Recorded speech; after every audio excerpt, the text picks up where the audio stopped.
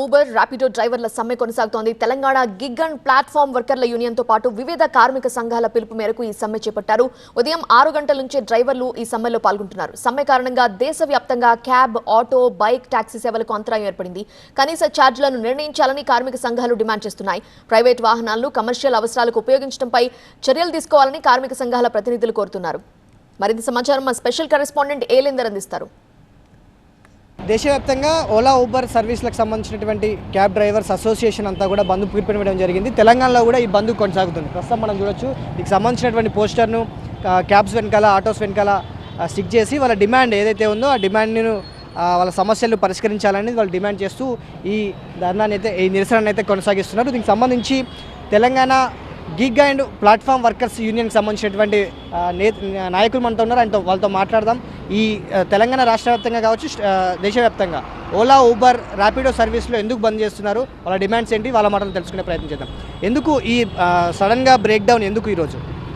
Sir, నా పేరు సంతోష్ అండి. Telangana gig and platform workers union మెంబర్ని. సడన్ బ్రేక్ డౌన్ ఏంటంటే ఇది పీస్ఫుల్ బ్రేక్ డౌన్ అండి. ఎక్కడ ఎవరికి ఇబ్బంది కలగకుండా మేము మా యొక్క సమస్యలు డిజిటల్ సోషల్ మీడియా ద్వారా సొంతంగా వారికి ప్రభుత్వ దృష్టికి తీసుకుపోవడానికి చేయడం జరుగుతుంది.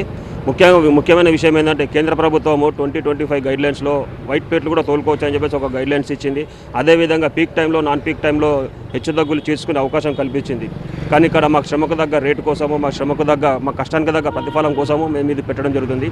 ఈ వైట్ ప్లేట్లు ఈరోజు కేంద్ర రాష్ట్ర ప్రభుత్వాలకి పర్మిట్, ఫిట్నెస్, ఇన్సూరెన్స్, మైక్యాప్, సేఫ్ స్టిక్కరు, బార్డర్ ట్యాక్స్, టీపీలు, ఈ విధంగా నానా రకాలుగా రాష్ట్ర ప్రభుత్వాలకు వచ్చే ఆదాయాన్ని ఈరోజు కేంద్ర ప్రభుత్వము ఈ గైడ్లైన్ తీసుకొచ్చి వైట్ ప్లేట్లకి వెసులుబాటు కల్పించడంతో దీని మీద మేము పోరాడాలని మేము సిద్ధమయ్యాము.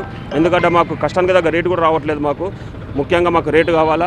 ఈ హెచ్చుతగ్గులు ఏదైతే ఉందో 50% నాన్ పీక్ టైంలో ఏదైతే చేస్తున్నారో దృష్టిలో పెట్టుకోవాలని చెప్పేసి కోరుకుంటున్నాను.